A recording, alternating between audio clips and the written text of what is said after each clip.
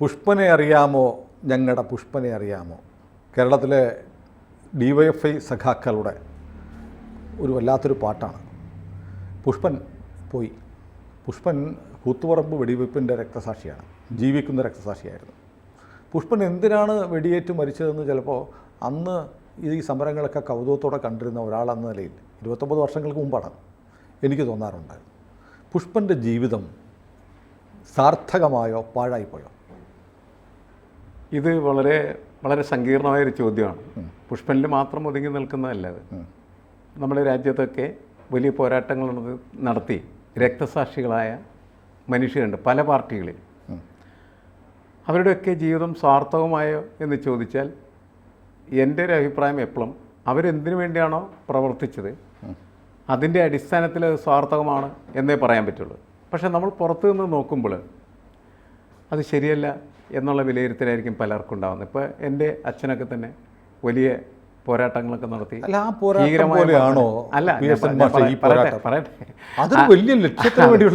അതെ, അങ്ങനെയുള്ള പോരാട്ടങ്ങൾ നടത്തിയവർക്കും ഈ ചോദ്യങ്ങൾ പ്രസക്തമാണ്. അവരുടെ ജീവിതം കാരണം കാലം മാറും. കെ മാധവൻ സഖാവൊക്കെ നടത്തിയ പോരാട്ടത്തെ നമ്മൾ ശിരസ് നമിച്ച് എണീറ്റ് നിന്ന് ആദരിക്കുന്നവരാണ്. പുഷ്പനൊക്കെ പൊരുതിയത് എന്തിനു വേണ്ടിയിട്ടാണ്? അല്ല, ഞാൻ പറയുന്നതെന്ന് വെച്ചാൽ എനിക്ക് അങ്ങയോട് ആദരപൂർവ്വം എനിക്ക് വിയോജിപ്പുണ്ട്. അത്തരം മഹത്തായ സമരങ്ങളെ ഈ തെരുവിലെ ലൊട്ടിലൊടുക്ക് സമരങ്ങളെ കമ്പയർ ചെയ്യുക എന്ന് പറഞ്ഞാൽ വളരെ മോശമാണ്. എൻ്റെ അഭിപ്രായം. സമരമായിട്ടല്ല ഞാൻ ഞാനല്ല ഒരു മനുഷ്യൻ എന്ന നിലയ്ക്ക് പുഷ്പൻ എന്ന് പറയുന്ന ഒരു മനുഷ്യനെ നമ്മൾ എടുക്കുമ്പോൾ നമ്മൾ വേറൊരു ആംഗിളിലാണ് കണക്കാക്കുന്നത്. അയാൾക്ക് ചിലപ്പോൾ അറിയണമെന്നില്ല എന്തിനു വേണ്ടിയാണ് ആ സമയത്ത് വെടിയുണ്ടത് എന്നുള്ളത്. അയാൾക്കറിയാം. വിദ്യാഭ്യാസ കച്ചവടം, സ്വാശ്രയ മാനേജ്മെൻറ്റിനെതിരെയുള്ള, സ്വാശ്രയ വിദ്യാഭ്യാസ സ്ഥാപനങ്ങൾ വരുന്നതിനെതിരെയുള്ള വിദ്യാഭ്യാസ കച്ചവടത്തെ ചെറുത്ത് തോൽപ്പിക്കുക എന്ന് പറഞ്ഞിട്ടാണ് പുഷ്പം പോയി വെടിയേറ്റ് വാങ്ങിയത്. അല്ല, അത് അത്രത്തോളം ആ മുദ്രാവാക്യം പ്രസക്തമാണ് എങ്കിൽ വെടിയേറ്റതിൽ ഒരു തരത്തിലും അദ്ദേഹത്തിന് എന്താണ് പ്രശ്നം തോന്നേണ്ടതില്ല. പക്ഷെ പ്രശ്നം ഉണ്ടാവുന്നത് എങ്ങനെയാണ്? പിന്നീട് അത് കഴിഞ്ഞതിന് ശേഷം ആ പ്രസ്ഥാനത്തിൻ്റെ മാറ്റമാണ്. വെടിയേറ്റ് ഈ കിടക്കയിൽ കിടക്കുമ്പോൾ തന്നെ സ്വാശ്രയ വിദ്യാഭ്യാസ കച്ചവടത്തിൻ്റെ പ്രചാരകരും പ്രയോക്താക്കളുമായി പുഷ്പൻ്റെ പാർട്ടി മാറി. അവിടെയാണ് പ്രശ്നം. അത് ഞാൻ പുഷ്പനെ വേറെയാണ് കാണുന്നത്. മനസ്സിലായാലും ഈ പാർട്ടി അങ്ങനെ മാറുമ്പോൾ പുഷ്പനിങ്ങനെ കിടക്കുകയാണ് ചെയ്യുന്നത്. പുഷ്പൻ ഒരുപക്ഷെ ആത്മനിന്ദ ഉണ്ടായിട്ടുണ്ടാവുമോ? തീർച്ചയായിട്ടും അദ്ദേഹത്തിന് പ്രശ്നങ്ങളുണ്ടാവും, ആത്മസംഘർഷങ്ങളുണ്ടാവും.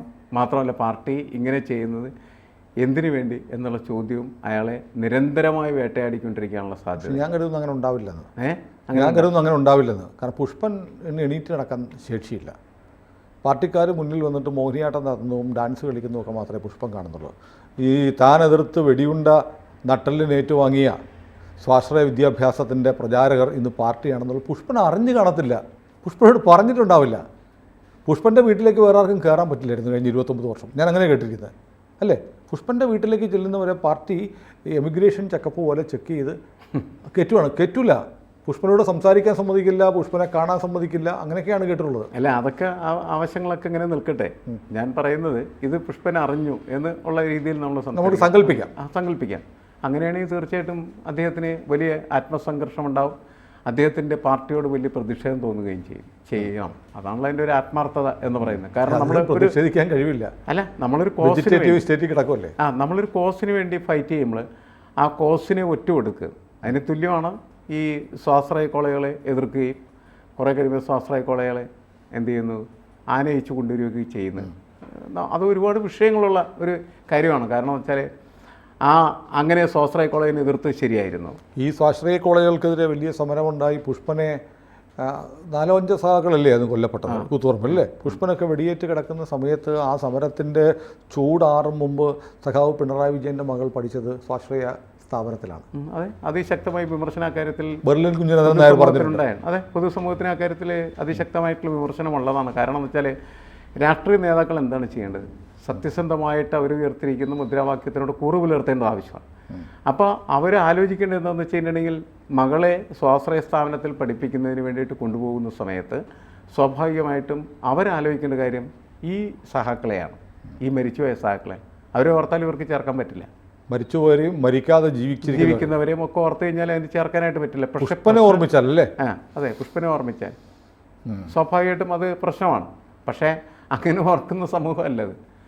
മാത്രമല്ല ഇതിങ്ങ് മാറി മാറി പല സഹാക്കളും ഇപ്പോൾ കരുതുന്നത് ഈ സ്വാശ്രയ കോളേജുകളൊക്കെ വന്നതിൻ്റെ പേരിലാണ് തങ്ങളുടെ മക്കൾക്ക് പഠിക്കാനായിട്ടുള്ള അവസരം ലഭിച്ചതെന്നും അവർ വിദേശത്തും മറ്റുമൊക്കെ പോയിട്ട് നല്ല രീതിയിൽ ജീവിക്കുന്നുവെന്ന് വിചാരിക്കുന്നതായിട്ടുള്ള കുറേ ആളുകളുണ്ട്. അതിന് അത് പല പ്രശ്നങ്ങളുമായി ബന്ധപ്പെട്ട് കിടക്കുന്ന അല്ല, അതൊരു സത്യമാണ്. വിദ്യാഭ്യാസ മേഖലയിൽ കൂടുതൽ അവസരങ്ങളുണ്ടായി. അവസരങ്ങൾ ഉപയോഗിച്ചപ്പോൾ അതിൻ്റെ അനുസരിച്ചുള്ള മാറ്റങ്ങളും പുരോഗതികളൊക്കെ പലർക്കും ഉണ്ടായി എന്നുള്ളത് ശരിയാണ്. പക്ഷെ നമ്മളൊരു പൊളിറ്റിക്കൽ ഐഡിയോളജിയുടെ പുറത്ത് ഒരു ഫൈറ്റ് നടത്തി കഴിഞ്ഞാൽ ആ പൊളിറ്റിക്കൽ ഐഡിയോളജിക്കൊപ്പം നിൽക്കാനുള്ള ബാധ്യത എൻ്റെ നേതൃത്വത്തിനുണ്ട്. അത് നേതൃത്വം ചെയ്തില്ല എന്നുള്ളത് കൊണ്ടാണ് ഈ പുഷ്പനെ അറിയാമോ എന്ന് പറയുന്നതായിട്ടുള്ള ചോദ്യം ഒരു പ്രത്യേക തരത്തിലുള്ള ക്വസ്റ്റ്യനായിട്ട് കേരള സമൂഹത്തിനകത്ത് ഉയർന്നു വരുന്നു. അതല്ലെങ്കിൽ ഈ പുഷ്പൻ എന്ന് പറയുന്നത് ബഹുമാനിക്കപ്പെടേണ്ടതായിട്ടുള്ളൊരു വ്യക്തി തന്നെയാണ്. കാരണം അയാൾ ഒരു കോസിന് വേണ്ടി ഫൈറ്റ് ചെയ്തു, വെടിയേറ്റു. അയാളിൽ ഞാൻ അതുകൊണ്ട് തന്നെ ഒരിക്കലും ഒരു തെറ്റും ഞാൻ കാണുന്നില്ല എന്നുള്ളതാണ്. പുഷ്പൻ ഒരു തെറ്റും ചെയ്തിട്ടില്ല. അപ്പോൾ പുഷ്പനെ സംബന്ധിച്ചിടത്തോളം പുഷ്പൻ്റെ പ്രവർത്തനം എന്ന് പറയുന്നത് അയാൾ ഉദ്ദേശിച്ച ഒരു രാഷ്ട്രീയ ലക്ഷ്യത്തിനോ അല്ലെങ്കിൽ ഐഡിയോളജിക്ക് വേണ്ടിയുള്ളതായിരുന്നിരുന്നു. അല്ല, പുഷ്പനും അന്ന് കൊല്ലപ്പെട്ട സഖാക്കളും വഞ്ചിക്കപ്പെട്ടു എന്ന് പറഞ്ഞാൽ തെറ്റാണോ? അങ്ങനെയാണ് അത് പിന്നീട് വ്യാഖ്യാനിക്കപ്പെടുകയുള്ളൂ. കാരണം എന്താണെന്ന് വെച്ചാൽ അവർ ഫൈറ്റ് ചെയ്തു, പക്ഷേ അതിനുശേഷം വന്ന ആളുകൾ എന്ത് ചെയ്യുമെന്ന് വെച്ചിട്ടുണ്ടെങ്കിൽ അതിൻ്റെ ഉപഭോക്താക്കളായി മാറി, ഗുണഭോക്താക്കളുമായി മാറി, കച്ചവടത്തിൻ്റെ പങ്കാളികളുമായി. ഇതൊക്കെ എന്ത് ഭീകരമായിട്ടുള്ള പ്രശ്നം. വേറൊരു കാര്യമുണ്ട് മാഷേ, ഈ പാർട്ടി കമ്മ്യൂണിസ്റ്റ് പാർട്ടി മാറ്റങ്ങൾക്ക് വിധേയമല്ലേ? മാറ്റമില്ലാത്തതായി എല്ലാം മാറുന്നു എന്നത് മാത്രമാണ് മാറ്റമില്ലാത്തതെന്ന് മാർക്സ് പറഞ്ഞിട്ടുണ്ടെന്നാണ് കമ്മ്യൂണിസ്റ്റുകാർ പറയുന്നത്. അപ്പോൾ പാർട്ടി എടുത്തിട്ടുള്ള ക്വിറ്റ് ഇന്ത്യ സമരം മുതൽ അന്ന് ക്വിറ്റ് ഇന്ത്യ സമരത്തെ തള്ളിപ്പറഞ്ഞു, അത് തെറ്റാണെന്ന് പിന്നീട് പാർട്ടി ഏറ്റു പറഞ്ഞു. പക്ഷേ പുഷ്പൻ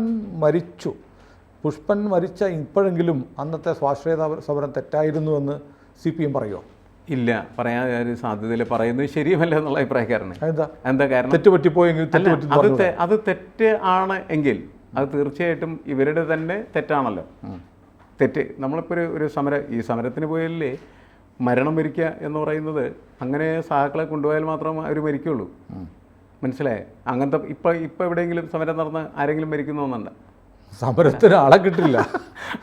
പരമാവധി ഒരു കുളി നടത്താം, സമരത്തിന് പോണത്. അപ്പോൾ അന്ന് ഒരു പ്രത്യേക ആശയത്തിൻ്റെ പുറത്ത് ആളുകൾ ഇങ്ങനെ ഒരു വലിയ കൂട്ടമായിട്ട് നീങ്ങുന്ന ഒരു രീതി ഉണ്ടായിരുന്നു. ആ രീതി ഉണ്ടായിരുന്നത് ആളുകളിൽ അങ്ങനെയുള്ളൊരു വിശ്വാസം ഉണ്ടായതിൻ്റെ പേരിലാണ്. ആ വിശ്വാസം തകർന്നൊരു കാലത്താണ് നമ്മൾ ജീവിക്കുന്നത്. അതുകൊണ്ടാണ് ഒരു സമരത്തിന് വരെ ഒരാളെ കിട്ടാത്തത്. അല്ല, ഇപ്പോൾ ഡൽഹിയിൽ ചെങ്കോട്ടയിൽ ചെങ്കൊടി പാറിക്കുമെന്നും ജനകീയ ജനാധിപത്യ വിപ്ലവത്തിലൂടെ അധികാരം പിടിച്ചെടുക്കുമെന്നും ഒന്നും കമ്മ്യൂണിസ്റ്റ് പാർട്ടി ഇപ്പോൾ വിശ്വസിക്കുന്ന പോലുമില്ല.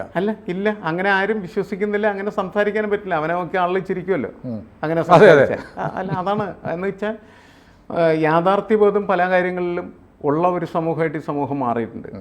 ഒന്ന്. രണ്ടാമത്തെ കാര്യം എന്ന് പറഞ്ഞാൽ രാഷ്ട്രീയ നേതൃത്വം എന്ന് പറയുന്നത് പഴയതുപോലെ അവരുയർത്തുന്നതായിട്ടുള്ള മുദ്രാവാക്യത്തിന് വേണ്ടി 100% കൂറ് പുലർത്തി പ്രവർത്തിക്കുന്നവരല്ല എന്നുള്ള തിരിച്ചറിവ് സമൂഹത്തിനുണ്ടായിട്ടുണ്ട്. പണ്ട് അങ്ങനെയല്ല. പണ്ട് അവർ അങ്ങനെ പറയും, ആ പ്രാന്തം അവർ കാണിക്കുകയും ചെയ്യുമായിരുന്നു.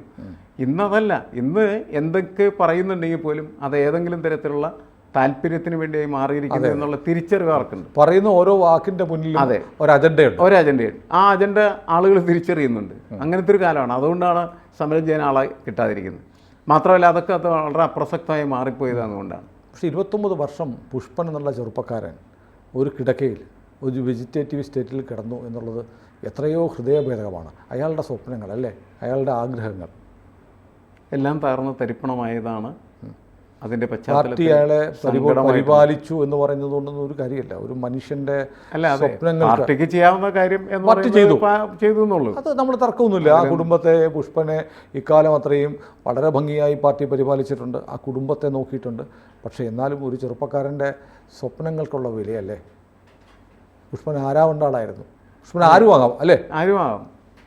അത് ഏതൊരു ഈ തരത്തിലുള്ള സമരമുഖത്ത് പോയി പൊലിഞ്ഞു പോകുന്നതായിട്ടുള്ള നക്ഷത്രങ്ങളുടെ ഒരു പ്രശ്നമാണ് ശരിക്കും. വീഴ്ത്തിക്കളഞ്ഞ ഒരു നക്ഷത്രമായിരുന്നു അങ്ങനെ, വീണുപോയതല്ല. വീഴ്ത്തിക്കളയുന്നതാണ്. കാരണം എന്ന് വെച്ചാൽ ഒരു പ്രത്യേക പൊളിറ്റിക്കൽ സിറ്റുവേഷനാണ് അവരെ അങ്ങനെ വീഴ്ത്തുന്നത്. അത് അപാരമായിട്ടുള്ള ഒരു ആത്മാർത്ഥത കൊണ്ടും വിശ്വാസം കൊണ്ടും ആ പൊളിറ്റിക്കൽ ഐഡിയോളജിക്ക് വിധേയമായി പോകുന്ന ഒരു മനുഷ്യന് സംഭവിക്കുന്ന ദുരന്തമാണ് ശരി. അല്ല, അതിപ്പോൾ ആവർത്തിക്കല്ലേ? പുതിയ പുതിയ പുഷ്പന്മാരെ സൃഷ്ടിക്കാൻ പാർട്ടികൾ ശ്രമിച്ചുകൊണ്ടേയിരിക്കും. അല്ല, പുതിയ പുതിയ പുഷ്പന്മാരുണ്ടാവാനുള്ള സാധ്യതകൾ കുറയുകയാണ്. കാരണം തിരിച്ചറിവുകൾ കൂടുകയാണ്. തിരിച്ചറിവില്ലാതിരിക്കണമെങ്കിൽ എന്ത് വേണം? ഇവർ കണ്ണും പൊട്ടി ഇങ്ങനെ പോകുന്ന ആളുകളായി മാറണം. അത് അന്നേ പറ്റുള്ളൂ, ഇനി പറ്റില്ല. ഇപ്പോഴും ഉണ്ടല്ലോ ഈ കണ്ണൂരൊക്കെ പാവപ്പെട്ട സഖാക്കൾ കൊല്ലാനും ബോംബുണ്ടാക്കാനും. അതൊക്കെ അത് ഞാൻ പറയുന്നത് അവരുടെ ഒരു വിവരക്കേടോ അല്ലെങ്കിൽ ബുദ്ധിശൂന്യതയോ ഒക്കെ ആയിട്ടാണ് എനിക്ക് തോന്നാറുള്ളത്. കാരണം വെച്ചാൽ ഈ ബോംബുണ്ടാക്കി നടക്കുന്നതിലേക്ക് എന്ത് കഥയായിരിക്കും.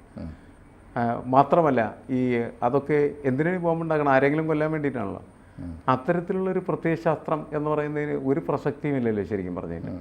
ഇന്നത്തെ കാലത്ത് ഒരിക്കലും അത് അംഗീകരിക്കപ്പെടുന്നു പോലുമില്ല എന്നുള്ളതാണ്. നമുക്ക് ഈ ടി.പി. ചന്ദ്രശേഖരൻ്റെ കൊലപാതകത്തിന് ശേഷമുള്ള ഒരു കേരളത്തിൻ്റെ പൊതുബോധം എന്ന് പറയുന്നത് രാഷ്ട്രീയ കൊലപാതകങ്ങൾക്കെതിരാണല്ലോ. ശരി, ബോംബുണ്ടാക്കാൻ നടക്കുന്നവനെ വളരെ അറപ്പോടുകൂടി കാണുന്ന ഒരു സമൂഹമായിട്ട് ഈ സമൂഹം മാറി.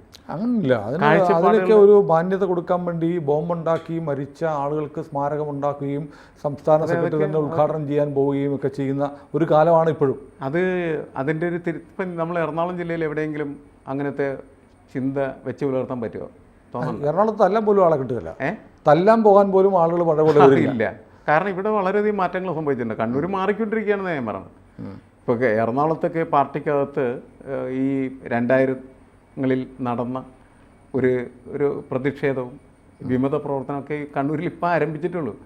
എന്നുവെച്ചാൽ നമ്മളുടെ ഈ പ്രദേശമായിട്ട് കണ്ണൂരിനെ താരതമ്യം ചെയ്യുമ്പോൾ ഒരു 20 കൊല്ലത്തിൽ വ്യത്യാസം ഉണ്ടെന്നാണ്. 20 കൊല്ലം പുറയിലാണ് കണ്ടത് എന്ന് വേണം വിചാരിക്കാൻ, യാഥാർത്ഥ്യബോധത്തിലേക്ക് കാര്യങ്ങളിൽ എത്താൻ വേണ്ടി. ഏതായാലും തൻ്റെ ഒരു പ്രത്യയശാസ്ത്രത്തിന് വേണ്ടിയിട്ടൊന്നുമല്ല, അത് തെറ്റാണ്, ഞാൻ പിൻവലിച്ചു.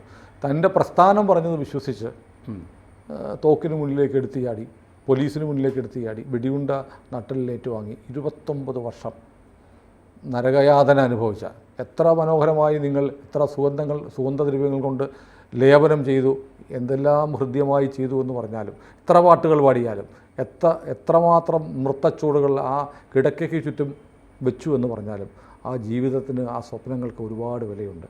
ആ പ്രിയപ്പെട്ട ആ ചെറുപ്പക്കാരന് ഇനിയെങ്കിലും സമാധാനത്തോടെ അല്ല തീർച്ചയായിട്ടും യാത്രയയപ്പ് ഉണ്ടാവണം. നമ്മളൊക്കെ തീർച്ചയായിട്ടും അദ്ദേഹത്തിൻ്റെ ആ ആത്മാർത്ഥതയെ അംഗീകരിച്ചേ പറ്റും. അതിനെ ചോദ്യം ചെയ്യാൻ പറ്റില്ല, നമ്മൾ ചോദ്യം ചെയ്യുന്നില്ല. അതാണ് നമുക്ക് ഇതിനകത്ത് എടുക്കാവുന്ന നിലപാടെന്ന്. പുഷ്പൻ ഇപ്പോൾ മനസ്സുകൊണ്ട് ഇപ്പോഴും നിരീശ്വരവാദിയായ ഡയലക്റ്റിക്കൽ മെറ്റീരിയൽസിൽ വിശ്വസിക്കുന്ന ഒരു സഖാവായിരിക്കും ഞാൻ കരുതുന്നില്ല. എപ്പോഴെങ്കിലുമൊക്കെ ദൈവമേ എൻ്റെ ഈ അവസ്ഥ എന്ന് ആ ചെറുപ്പക്കാരൻ ഓർത്ത് കാണും. ചെറുപ്പക്കാരനല്ല, 29 വർഷം ഏജില്ലേ, 50-52 വയസ്സൊക്കെ ഉണ്ടാവാം. ആ മനുഷ്യൻ ഓർത്തിട്ടുണ്ടാവാം. അദ്ദേഹത്തിന് എൻ്റെ നിലയ്ക്ക് ചെയ്യുന്നത് അദ്ദേഹത്തിൻ്റെ ആത്മാവിന് നിത്യശാന്തി തരുന്നു. ഞാൻ അദ്ദേഹത്തിൻ്റെ ആത്മാർത്ഥതയെ ഇപ്പോഴും അഭിവാദ്യം ചെയ്യുന്നു. കാരണം ആ ആത്മാർത്ഥതയ്ക്കൊരു വലിയ വിലയുണ്ട്.